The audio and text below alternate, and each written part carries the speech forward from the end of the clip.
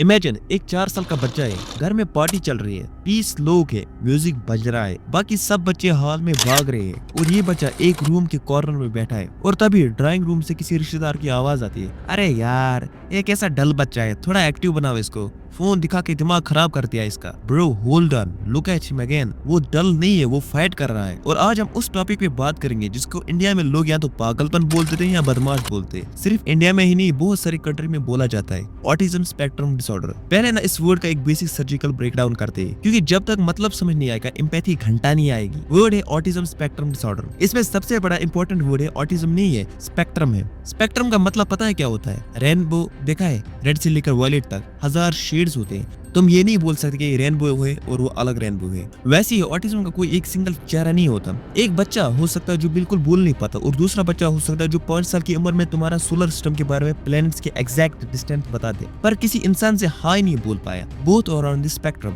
तुम उनको एक ही स्केल पे स्केल नहीं कर सकते। अब साइकोलॉजी को टेक्स्ट बुक से बाहर निकाल के ग्राउंड रियलिटी में समझो। हमारा जो दिमाग है ना, वो एक स्पैम फिल्टर की तरह काम करता है। तुम्हारे रूम का फैन चल रहा होगा, बाहर से किसी गाड़ी का हॉर्न सुनाई दी, तुम्हारे कपड़ों का फाइबर तुम्हारे स्किन पर टच हो रहा होगा, तुम्हारा दिमाग ने ऑटोमेटिकली बाकी सब म्यूट कर दिया और बस मेरी आवाज पे फोकस किया, राइट? ऑटिस्टिक किड का दिमाग में ये स्पैम फिल्टर का बटन मिस होता है ब्रो। उसका फैन की आवाज, गाड़ी की हॉर्न, कपड़े का टैग और मेरी आवाज सब कुछ एक साथ एग्जैक्टली सेम वॉल्यूम पर हिट करती है। Now just imagine living inside a head like 24 hours. तुम पागल नहीं हो जाओगे? इसी सॉफ्टवेयर डिफरेंस की वजह से 3 मेजर साइंस निकल के आते हैं, और ध्यान से सुनना क्योंकि तुमने ये अपनी रियल लाइफ में देखा है। पहला, द आई कॉन्टेक्ट ग्लिच। एक नॉर्मल बच्चा जब रो रहा होता है वो अपनी मम्मी की आंख में देखता है वैलिडेशन के लिए। ऑटिस्टिक बच्चा आई कॉन्टेक्ट से भागता है, क्यों?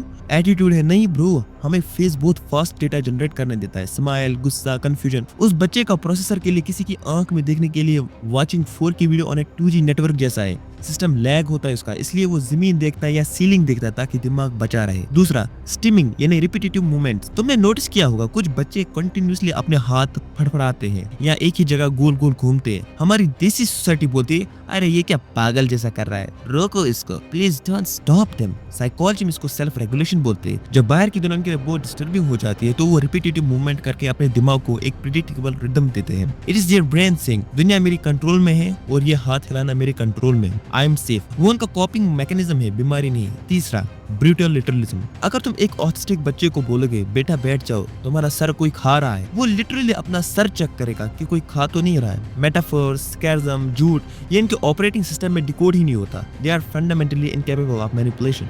इस प्लेनेट का सबसे ऑनेस्ट लोग है वो। अब बात आती है सबसे डार्क पार्ट की। इस प्रॉब्लम को बढ़ावा कौन देता है? हमारी इंडियन पेरेंटिंग का सबसे बड़ा ट्रॉमा। लोग क्या कहेंगे जब बच्चा 2.5 साल का होता है और बोलता नहीं है, तो पढ़े लिखे लोग कहेंगे सर स्पीच थेरेपी स्टार्ट करने पड़ेगी। और घर के बुजुर्ग बोलते हैं, अरे कुछ नहीं, इसके मामा भी तो 5 साल की उम्र में बोलते थे, आज बैंक में मैनेजर है। ब्रो, मामा के टाइम पे आईपैड और सेंसरी ओवरलोड नहीं था। इसे ठीक हो जाए वाला ईगो के चक्कर में हम उस बच्चे के गोल्डन पीरियड जो 0 से 5 साल के न्यूरोप्लास्टिक विंडो होते हैं जला के राख कर देते। थेरेपी का मतलब दिमाग ठीक करना नहीं होता, थेरेपी का मतलब होता है उस मैक ओएस वाले बच्चे को विंडो की दुनिया में सर्वाइव करने का शॉर्टकट सिखाना।